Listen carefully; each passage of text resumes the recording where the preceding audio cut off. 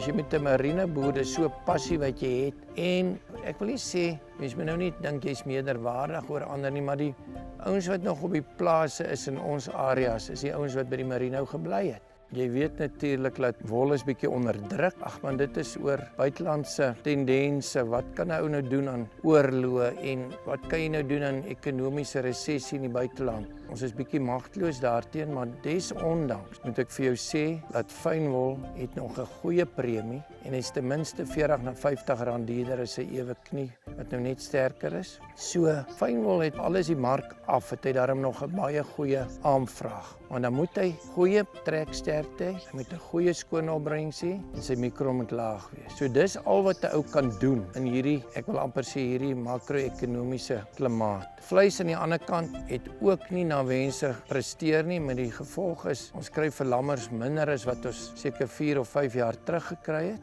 wat nog ook al 'n krisis is. So ou moet maar vleis en wol moet jy maar absoluut opweeg en jy moet maar die beste daarvan maak en kry jou karkas en jou vleisverhouding in die regte balans. So dis wat ons maar poog in hierdie wêreld.